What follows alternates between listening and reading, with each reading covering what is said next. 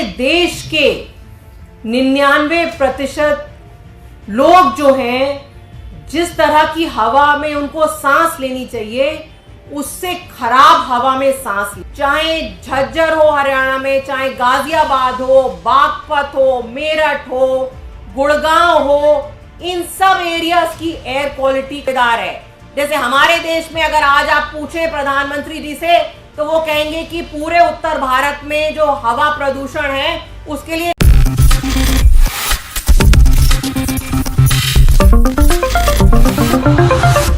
हमारे देश के 99% लोग जो हैं, जिस तरह की हवा में उनको सांस लेनी चाहिए उससे खराब हवा में सांस ले रहे हैं।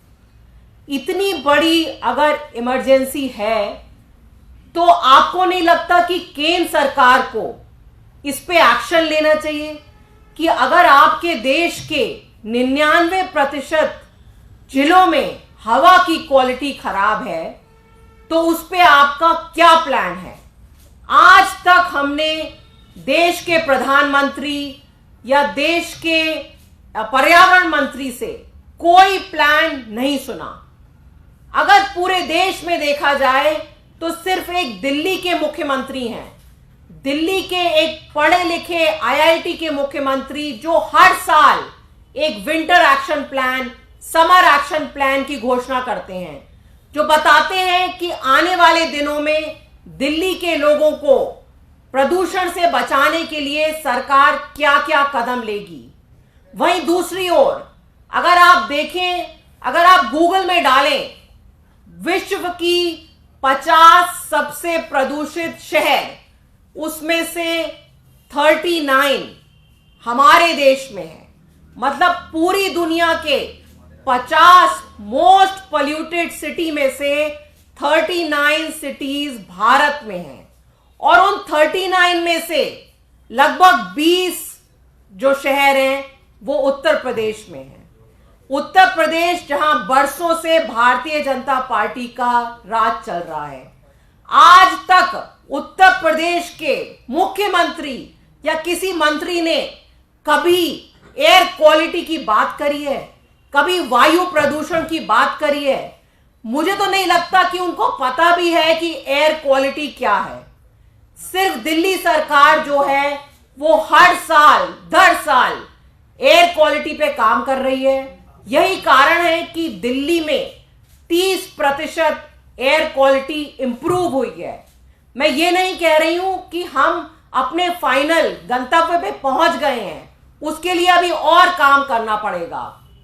लेकिन आज की प्रेस वार्ता का मेन मुद्दा यह है कि दिल्ली की हवा और नॉर्थ इंडिया की हवा इंप्रूव करने के लिए सारे राज्यों को मिलकर काम करना पड़ेगा। अगर हम चाहें भी कि दिल्ली के चारों तरफ एक हम दीवार बना दें तो ऐसा नहीं कर सकते। दिल्ली का एयरशेड बोलते हैं कि ऐसा पूरा एरिया जिस एरिया से एयर क्वालिटी डिफाइन होती है, गवर्न होती है, तो दिल्ली के चारों तरफ 300 किलोमीटर में जो भी कुछ एक्टिविटी होती है उस एक्टिविटी का असर दिल्ली की हवा पे पड़ता है। यही कारण है कि आप देखिए आज की तारीख में चाहे झज्जर हो हरियाणा में, चाहे गाजियाबाद हो, बागपत हो, मेरठ हो, गुड़गांव हो, इन सब एरियाज की एयर क्वालिटी खराब है। लेकिन ये सारे एरियाज में कोई भी एक्शन नहीं हो रहा है। केंद्र सरकार का एक आईएमडी डिपार्टमेंट है, उन्होंने एक डाटाबेस बनाया, सफर डाटाबेस।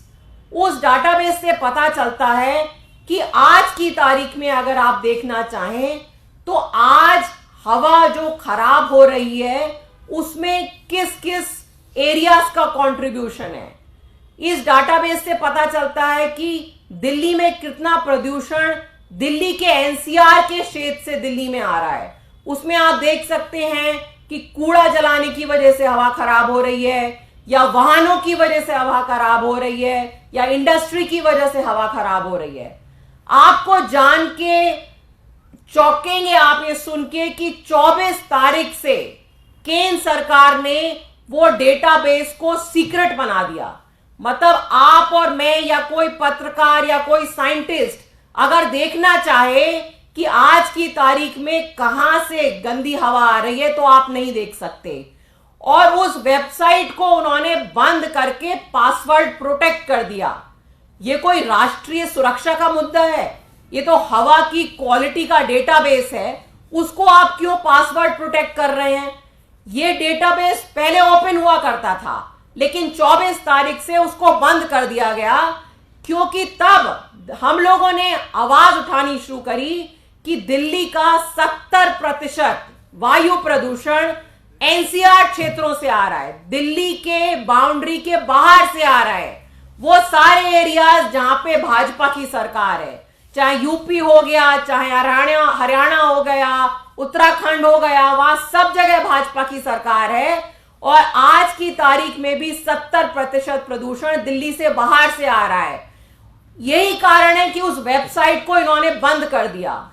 कोई भी अगर पढ़ी लिखी सरकार होगी तो वो जानना चाहेगी कि भाई जब एयर क्वालिटी खराब हो रही है तो उसके लिए क्या क्या फैक्टर्स जिम्मेदार हैं, और उन फैक्टर्स पे काम करना चाहेगी।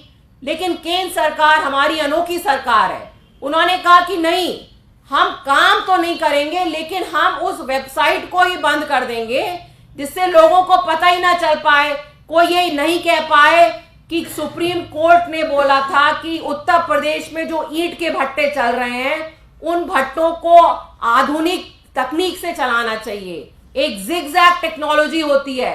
सुप्रीम कोर्ट, एनजीटी पिछले 10 साल से उत्तर प्रदेश सरकार को बोल रहा है कि आप वहां के ईंट के भट्टों के जो मालिक हैं उनके साथ काम करिए, बेटर टेक्नोलॉजी वहां पे उनको दीजिए, उन लोगों की मदद करिए, जिससे वहां की हवा और दिल्ली की हवा दोनों हवाएं बेटर हो। लेकिन उत्तर प्रदेश सरकार ने कुछ भी नहीं इस पे किया है। आज की तारीख में लेटेस्ट आंकड़ों के अनुसार अभी भी 2000 ईंट के भट्टे हैं एनसीआर एरिया में जो पुरानी टेक्नोलॉजी पे चल रहे हैं। उसमें से 150 भट्टे सिर्फ गाजियाबाद में हैं, 250 भट्टे मुजफ्फरनगर में हैं। इन सब भट्टों का भी गंदा धुआं जो है वो दिल्ली आता है। एनजीटी ने ऑर्डर पास किया कि जितनी इंडस्ट्री चल रही है वो इंडस्ट्री क्लीन फ्यूल पे चले, पाइप नेचुरल गैस पे चले। सिर्फ दिल्ली सरकार ने इस पे एक्शन लिया। दिल्ली में 100% इंडस्ट्री क्लीन फ्यूल पे चल रही है, लेकिन बाकी एनसीआर की जो सरकारें हैं उन्होंने इस पे एक्शन नहीं लिया। आज की तारीख में 3000 इंडस्ट्रीज हैं एनसीआर एरिया में, गुड़गांव में, झज्जर में, भिवानी में, जो अभी भी गंदे फ्यूल पे चल रही हैं। और उन सब इंडस्ट्रीज का, ईंट के भट्टों का, उन सब का धुआं भी दिल्ली में आता है। आपको याद होगा कि एक जमाने में चीन में बहुत गंदी हवा होती थी। 2008 में जब ओलंपिक्स वहां होने जा रहे थे तो वहां विदेशों में सब जगह ये चर्चा थी कि इतनी गंदी हवा है, यहां पे ओलंपिक्स कैसे होंगे। चाइना की केंद्र सरकार ने निर्णय लिया कि हम इस प्रॉब्लम को सॉल्व करेंगे। उन्होंने ये नहीं कहा कि पुराने राष्ट्रपति या कोई पिछले जमाने की सरकार इसके लिए जिम्मेदार है। जैसे हमारे देश में अगर आज आप पूछे प्रधानमंत्री जी से तो वो कहेंगे कि पूरे उत्तर भारत में जो हवा प्रदूषण है उसके लिए नेहरू जी जिम्मेदार हैं। चाइना ने ऐसा नहीं कहा। चाइना ने कहा कि हमें अपनी हवा साफ करनी है। उन्होंने सारे राज्य सरकारों को साथ बैठाया, सबको टारगेट दिए कि आपको ये 5 काम करने हैं अगले 2 साल में, अगले 5 साल में। उन्होंने मदद करी, वहां पे भी ईंट के भट्टे होते थे, उन्होंने मदद करी कि वो भट्टे बेटर तकनीक से चले, उन्होंने मदद करी कि इंडस्ट्री बेटर तकनीक से चले। उन्होंने किसी पे दोषारोपण नहीं करा, ब्लेम गेम नहीं करा। उन्होंने कहा ये एक मुद्दा है, ये एक प्रॉब्लम है, और वहां की केंद्र सरकार ने उसकी रेस्पॉन्सिबिलिटी ली। और यही कारण है कि 8-10 साल में उन्होंने वहां की हवा